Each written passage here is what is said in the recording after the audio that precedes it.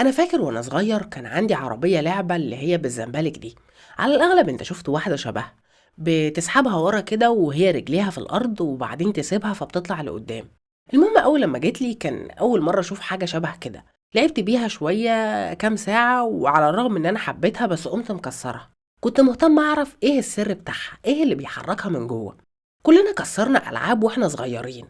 الفضول إنك تعرف السبب ورا حركتهم مثير جدا للاهتمام. الناس بصورة عامة بتحب قوي تفهم سبب حركة الأشياء. مثلا الراجل ده والتلاميذ بتوعه في القرن اللي فات كان عندهم فضول مشابه، بس بدل الأشياء هم كانوا مهتمين يعرفوا سبب حركة البشر. إيه اللي بيحرك الناس وليه بيعملوا اللي بيعملوه، ليه ردود أفعالهم مختلفة وشخصياتهم مختلفة. الراجل الكبير اللي فيهم اسمه فرويد، وكان ليه رأي معين في أسباب تصرفات البشر، بس مش هو اللي يهمنا النهاردة. يهمنا الراجل التاني اللي على اليمين، ألفريد أدلر. هو دلوقتي تلميذ فرويد، بس كمان شوية هينقلب على المدرس بتاعه ويطلع بتفسير مختلف عنه في أسباب حركة الناس. أدلر كان بيقول عشان نفهم الإنسان محتاجين نرجع لطفولته. عندنا مثلا الولد الصغير ده بيتولد طفل ضعيف، مش بيعرف يعمل حاجة مقارنة بالناس الكبيرة. هما أقوى منه، أذكى منه، عندهم قدرة أحسن منه على عمل أي حاجة.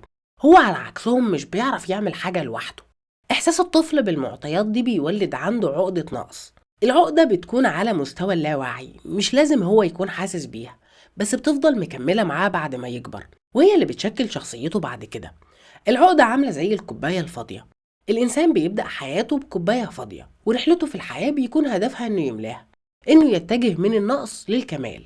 ده محرك الإنسان الأكبر. في ناس بتملى الكوباية بتاعتها بطرق معقولة، وناس مش بتعرف تعمل كده، بتروح تعمل آليات تعويضية جانبية، أو خلينا نسميهم بيفضلوا محبوسين جوه العقدة. ده مثلا علشان يحرر نفسه من مشاعر النقص هيعمل فقاعة كبيرة حواليه، هتحسسه بشعور غير حقيقي بالتفوق. اعتقاده عن نفسه أصلا هش، والفقاعة اللي عملها دي ممكن تفرقع في أي لحظة. فهو عشان يحميها هيوجه طاقته إنه يقلل من الناس التانية وقيمتهم وقيمة كل اللي بيعملوه. بكده هيحسس نفسه بشوية تفوق. دي الصورة الواضحة من الغرور. في كمان الغرور المتخفي. صاحبنا برضو عامل الفقاعة حواليه، بس مش بيحميها بإنه يقلل من الناس التانية، لا، بيحميها بالهرب. هو مثلا مقتنع إنه أحسن واحد بيعرف يتعامل مع علب التونة. بنى الفقاعة بتاعته وتغرب بناء على الفرضية المعينة دي. إزاي بقى ممكن يحمي الغرور بتاعه ده؟ بإنه ما يحطش نفسه في موضع اختبار حقيقي. لو جبت له علبة تونة وقلت له تعامل، فهنا في احتمال انه ما يعرفش، وكده ممكن الفقاعة بتاعته تفرقع وثقته في نفسه هتهتز. لا، وعلى ايه، بلاش من التجربة احسن. هيتعامل مع الحياة كلها بنفس المنطق ده. مغرور جدا بس في نفس الوقت كسول جدا. بيتجنب الاختبارات والمواجهة عشان خطر، هي ممكن تأثر على الصورة اللي رسمها لنفسه، فبيقفل الباب من الأول ويشتري دماغه. صاحبنا التاني ده كان بيحب الفراولة جدا، بيحبها لدرجة انه عايز كل الفراولة ليه لوحده. حبه المبالغ فيه ليها ده على الأغلب جاي من الطفولة بتاعته.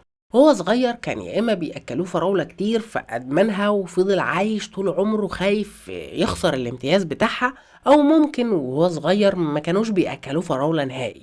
كان بيشوف الناس التانية بتاكلها وهي مبسوطة، فعشان كده بقى نفسه فيها وبيجري وراها. أنا هنا بتكلم على الغيور.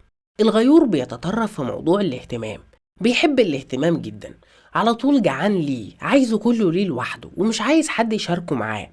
هو بيكون على الأغلب وهو صغير يتعرض لاهتمام مبالغ فيه فبيفضل عايز نفس الدرجة منه، أو اتعرض لإهمال كبير فبيفضل يسعى ورا الاهتمام اللي اتحرم منه.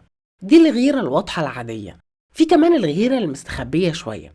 في الحالة التانية هو مش بيجري ورا الاهتمام بشراهة الأول عشان ما يزعجش حد، بس هو من جوه بيخاف من الإهمال جدا. عشان كده على طول ماشي وفي إيده ترمومتر، بيستخدم الترمومتر ده في إنه يقيس بيه تقدير الآخرين ليه. مهووس جدا برأي الناس ومهتم يعرفه كل يوم وكل ساعة وكل دقيقة. ماشي يقيس بالترمومتر هل تقدير الناس ليه اختلف من آخر مرة، عشان لو في أي خلل أو أي حاجة يلحق يعالجها بسرعة. أي تغيير بالنسبة له في تقدير الآخرين هي حالة خطر جدا، لازم يفضل مراقبها، لأنه لو قل معنى كده إن ممكن اهتمامهم بيه يقل، ودي مصيبة كبيرة عنده. التالت ده بقى منطقه بسيط جدا، أبسط من الاتنين اللي فاتوا. هو مش معاه ضفدع وأنا معايا واحد، يبقى هيخليني باصص بعيد ويقوم مموت الضفدع بتاعي عشان ما بقاش أحسن منه. طالما هو مش معاه حاجة ومش مستمتع بيها، يبقى المفروض لا أنا ولا أنت ولا أي حد تاني يمتلكها ويفرح بيها، بدل ما بيستخدم الطاقة اللي عنده في ملء كوبايته وتحقيق الذات والكمال هيخرجها في صورة عدوان، سواء كانت كراهية وعدوان مباشر أو غير مباشر زي مثلا الحسد.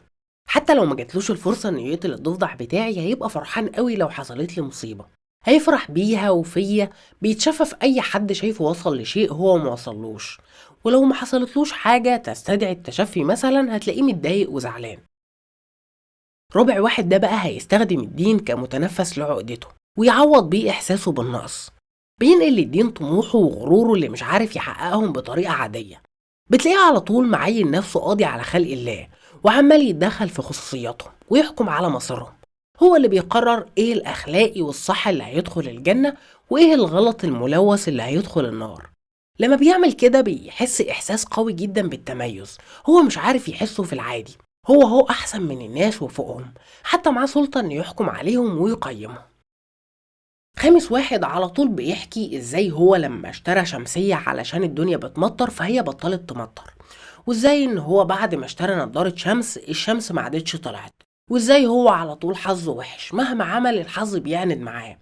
في الأول أنت هتتعاطف معاه، بس بعد شوية هتاخد بالك من اللعبة اللي بيلعبها.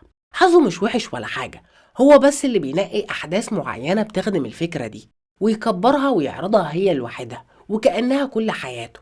هو بيتاجر بسوء حظه وبيستخدمه عشان يعوض بيه إحساس النقص اللي عنده. اللي بيعمله ده بيديله إحساس بالتميز هو مفتقده. تخيل إن في قوة ضخمة اسمها الحظ بتركز معاك أنت شخصيا، بتحاربك وتستقصدك أنت من بين كل الناس. دي أسهل حاجة ممكن تحسسك إنك متميز بدون ما تعمل أي مجهود. تميز وكسل في نفس الوقت. تميز لأن الحظ اختارك أنت تحديدا، وكسل لأنك مش قد القوة الضخمة بتاعته، فملهاش لازمة تحاول تصلح من وضعك، مش هتعرف. وبس كده، سلام.